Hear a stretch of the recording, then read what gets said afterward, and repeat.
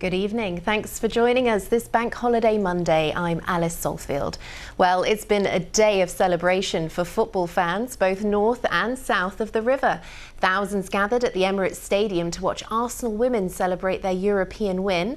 But first, let's head to the streets of South London, which were a sea of red and blue this afternoon for Crystal Palace's open-top bus parade in honour of winning their first FA Cup. Fans were then invited into the club's ground, Selhurst Park, to continue the party, as Jessica Ure reports. Crystal Palace! Celebrations for a moment in history. Hundreds took to the streets of southeast London today, celebrating a never-before-seen win for Crystal Palace. It's ridiculous. It's absolutely ridiculous. You know, I've been to the finals before, even when there was 10 minutes to go, you go, no, something dreadful's going to happen. It didn't happen. Well, my dad told me we've never won the FA Cup before, so I'm actually really happy and proud that Crystal Palace have won the FA Cup. The victory parade came through the crowds towards Selhurst Park, celebrating the greatest day in Palace's history. Very exciting! Yeah, very exciting. Are you football fans? Yes! Which team? Crystal Palace! The atmosphere is great and very happy just to be the FA Cup winner. The community's really come together. It's just a great day for everyone, I think. Yeah. First trophy ever, which is so exciting. I think it's really got them into it as well, which is really lovely. Next generation of supporters, I think. Exactly. Yeah. And how does it feel to be here on this exciting day? Good! What are you most excited about? The lifting trophy. And the party continued on the pitch, with hundreds of fans heading inside. But even though tickets were free, some fans didn't make it in. I never got a ticket, so I must be the most stupid person on the planet. Come on, Palace! Come on! So good to see you all. This right here is what it's all about. It's the chance that Crystal Palace fans have been waiting for. The chance to see the FA Cup and the players up close and personal. And back outside, the win has also been felt by local businesses. I'm just paying homage to the amazing achievements of Crystal Palace. I live literally a few streets away and I trade a lot in southeast London, particularly in Crystal Palace, so of course it made sense to come out today. I want to say well done to Crystal Palace, well done to southeast London, and well done to Crystal Palace. We're all with you. Jessica Ure, BBC London. And that wasn't all over in North London. Arsenal celebrated their UEFA Women's Champions League victory, lifting the trophy in front of cheering crowds outside the Emirates this morning. Bryony Williams was there. The champions of Europe. Thousands flocked to the Emirates Stadium to watch Arsenal women's team lift the trophy, bringing the silverware back. 18 years since they last won the Champions League. Just trying to take it all in and celebrate these moments with the people that mean the most to us, and our family and friends were out there, which was so special. We had a party with them, and then now to come back to North London, our home, and to celebrate with all our fans. Just more pride and just so special to share it with everyone.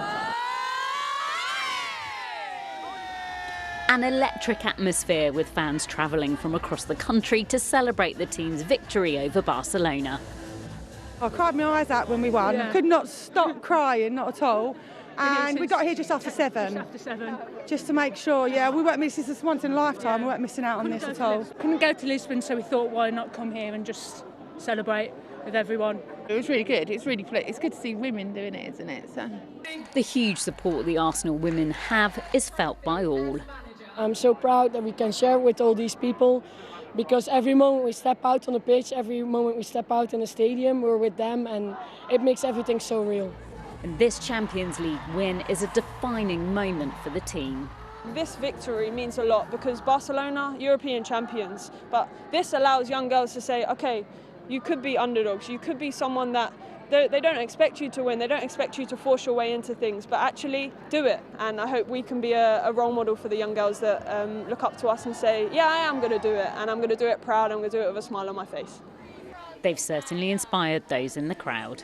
They give me the lift on to know that if you dream, you can get there. Get there they did, and they'll be hoping to get there again. Bryony Williams, BBC London. Staying with football still, in the last hour or so, there have been ecstatic scenes at Wembley as AFC Wimbledon managed to secure their promotion to League One. They beat Walsall 1-0 in the League Two playoff final. What a week for London football clubs. Now, for some of the day's other news. A 13-year-old girl remains in a critical condition after a house fire in Brent over the weekend, in which 4 members of the same family died. Last night, police named those who died as Nusrat Usman and her children 15-year-old Mariam, 8-year-old Musa and 4-year-old Rais. A man was arrested at the scene and has since been detained under the Mental Health Act. The British Parking Association is calling for stronger regulation of airport meet and greet parking services. Angry customers say they've returned to find vehicles damaged, hundreds of miles added to the clock, and even lost car keys. They finally delivered the car back to us an hour later, and with my boot up in the air and the bumper completely smashed in. I was distraught. I just had a fantastic weekend for my family and friends, and I will never ever book a meet and greet company ever again. A wildlife hospital has described the case of a fox cub who got covered in bitumen and stuck to a road as one of the most horrific it has seen. The South Essex Wildlife Hospital said the young fox had been struggling to free himself for hours after falling into a container on an industrial estate in northeast London. Now the weather with Georgie Palmer.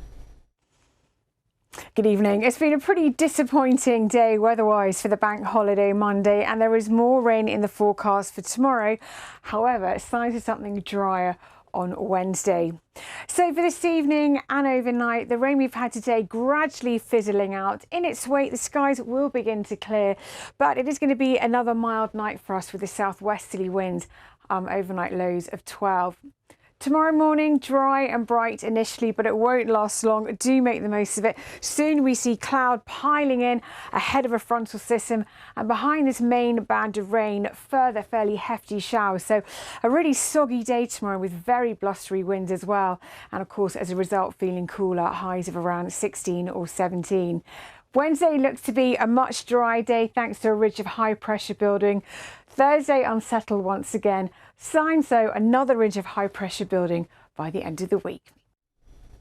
That's all. Have a lovely evening. Bye-bye.